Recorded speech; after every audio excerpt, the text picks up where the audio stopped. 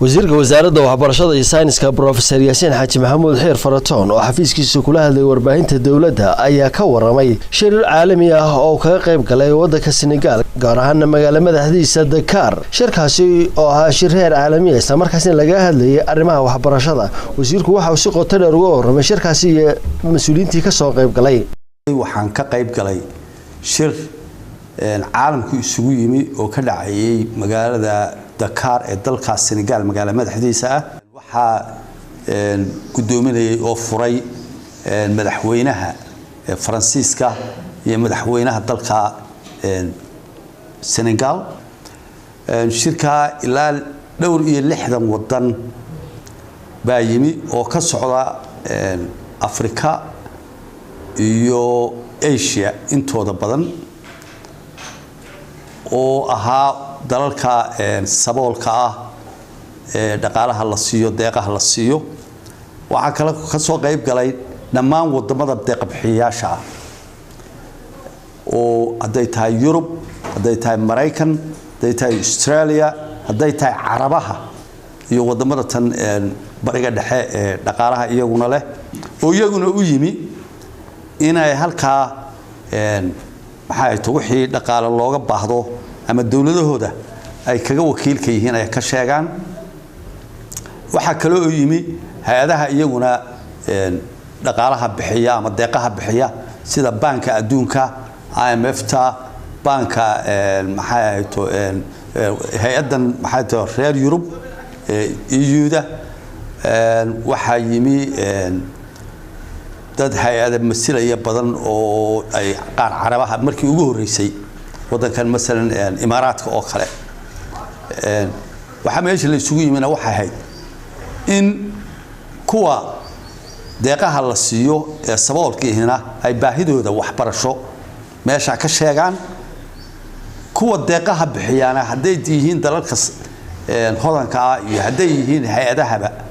ayaguna waxa ay ku deeqayaan ama ay ugu maxay too ay ugu yaboohayaan ay ka sheegaan ka Mareykanku lacag aad u fara badan buu bixiyay World Bank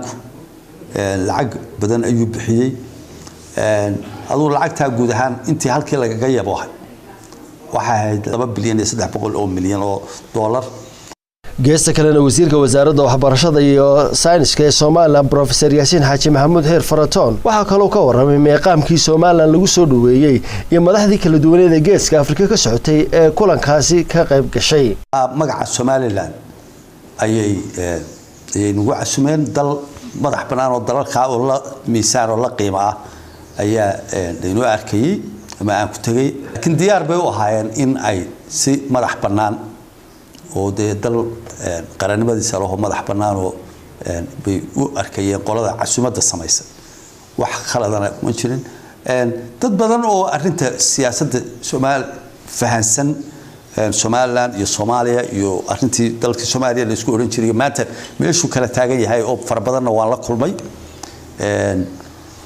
hay'adaha caalamku aad bay ula socdaan arinta bal cid kale ha joogtay reer Yurubna aad bay ula socdaan wasiirku waxa uu tilmaamay in guud ahaan beesha caalamka iyo deeq bixiyaasha aan maanta isaga qarsooneyn Somaliland iyo Soomaaliya Somaliland ay tahay wadan madax banaan oo qadiyadiisa iyo madax banaanadiisa guud ahaan bay gaadhay meelo badan oo kamid ah caalamka iyo daafaha adduunka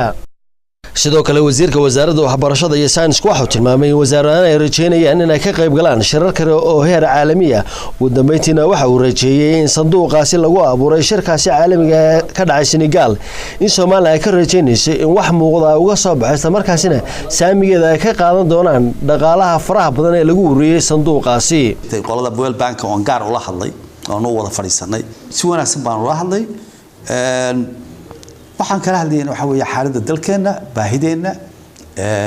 in marar badan laynagu khaldo ama mataqaana